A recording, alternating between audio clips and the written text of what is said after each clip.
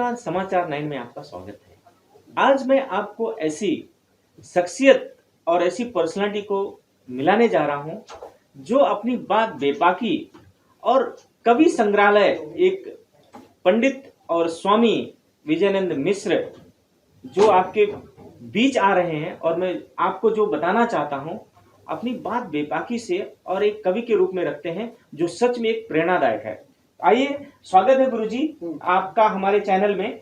और थोड़ा सा आपका जो अंदाज है अपनी बातों को जो कवि के रूप में रखते हैं जो लोगों को अच्छे एक सीधी सरल भाषा में समझ आती, उसके बारे में कुछ बताएं।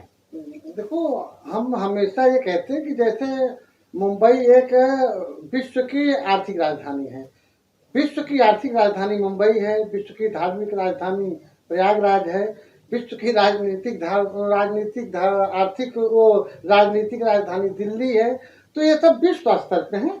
तो हमारे उत्तर प्रदेश के, बिहार के लोग जो मुंबई में रहते हैं, तो मैं भी मुंबई आना जाना, क्योंकि हम तो अयोध्या मंदिर निर्माण के लिए धन पद का त्याग किए थे, तो कभी किसी दक्षिणा भी नहीं लेते थे।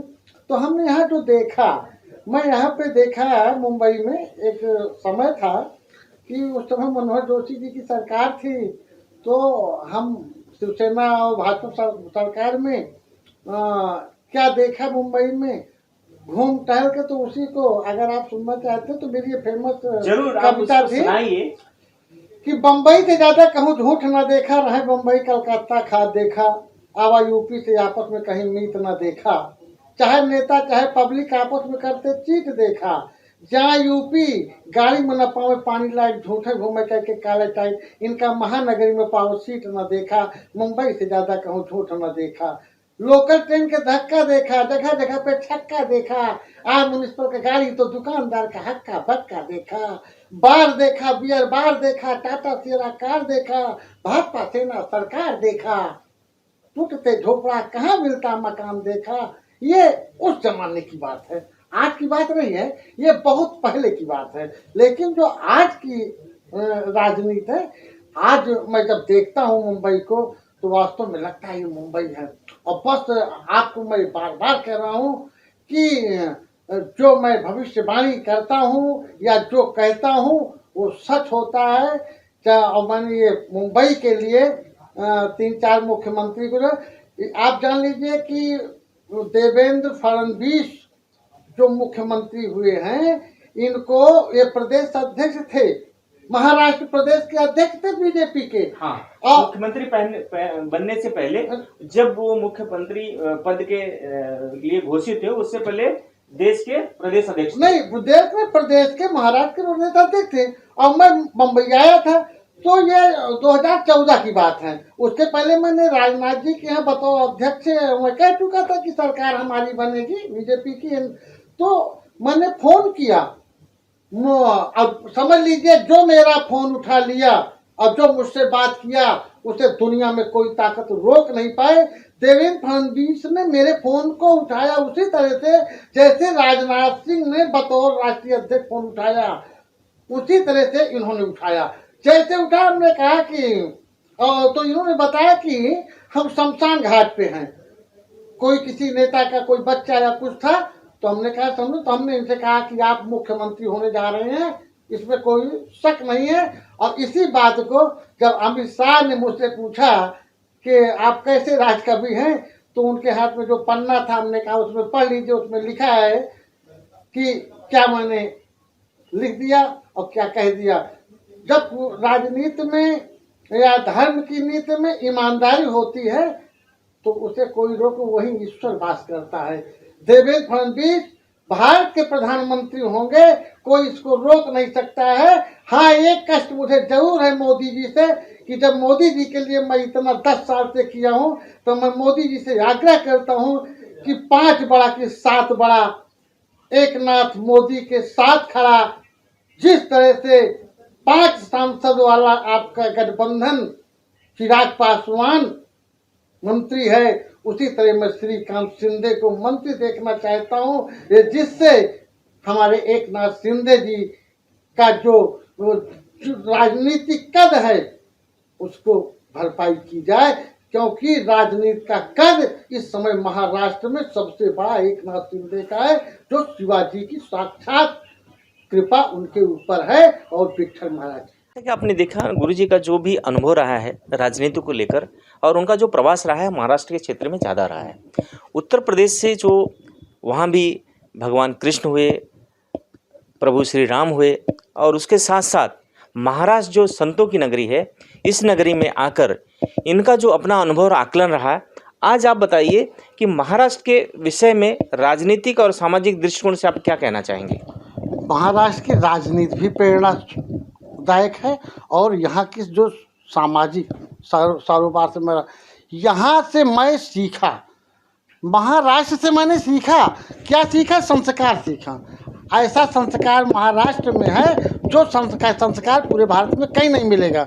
यहाँ सबसे पहला संस्कार है कि अगर आप भीड़ में जा रहे हैं, आपका पैर आपसे टच हो गया तो उत्तर प्रदेश में मारामारी हो जाती है, लेकिन मैंने यहाँ से सीख के गया कि अगर पैर टच होता है तो दूसरे से सॉरी बोलते हैं या नमन कर लेते हैं, भैया सॉरी गलती हो गई। तो महाराष्ट्र का जो संस्कार है वो मैं समझता हूँ कि देश में यहाँ से प्रेरणा लेनी चाहिए। और महाराष्ट्र का सबसे बड़ा भक्त या सबसे प्रेरणा स्रोत तो शिवाजी महाराज हैं। और शिवाजी महाराज ये हिंदुस्तान के एक ऐसे ब्रेव जिसको कहते हैं कि जो वो ऐसे ब्रेव थे कि एक नहीं 10 औरंगजेब कुछ नहीं बिगाड़ सकते थे। और मैं महाराष्ट्र की धरती को मानता हूँ कि भगवान राम अयोध्या के बजाय अगर कहीं महाराष्ट्र के अंदर अवतरित हुए होते तो आज पूरा विश्व मैं कहता हूँ कि वो एक होता, क्योंकि जो संस्कार महाराष्ट्र में वो उत्तर प्रदेश में नहीं है। उत्तर प्रदेश में राम और भरत पैदा हुए, लेकिन सगे भाई वहीं मुकदमा लड़ते हैं, इसलिए हमको उत्तर प्रदेश से अच्छा संस्कार महाराष्ट्र का अच्छा लगता है। ये हुई सभ्यता और संस्कार, क्योंकि संतों की नगरी है। आप आज के परिदृश्य में जो राजनीतिक दिशा दशा उसके बारे में क्या कहना चाहेंगे? राजनीति एक ऐसा अनोखा अवसर आया है।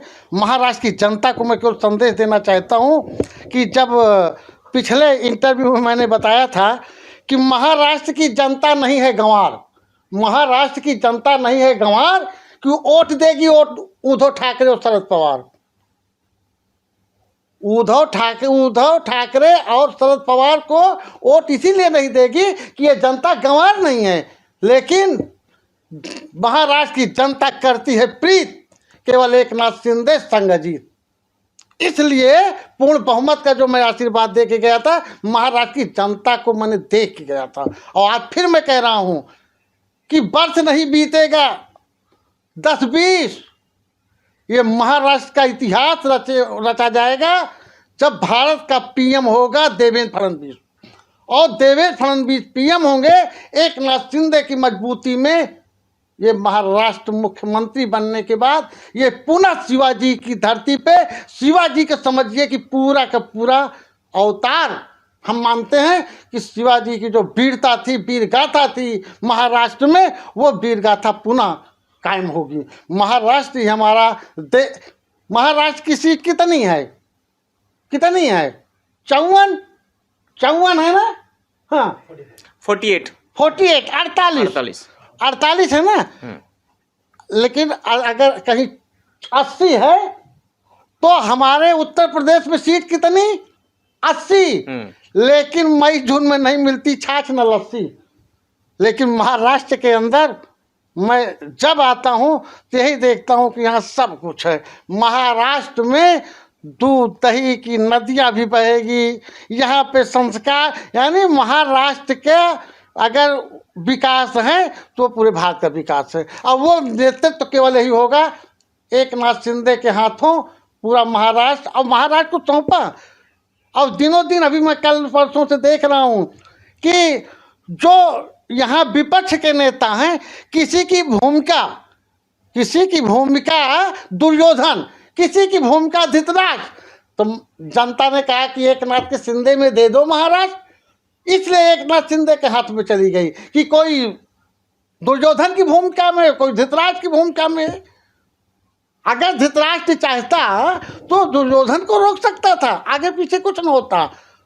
और जहाँ तक उत्तर प्रदेश की या देश की बात है, देश मैंने कहा है कि मोदी जी के हाथों मजबूती पाया है।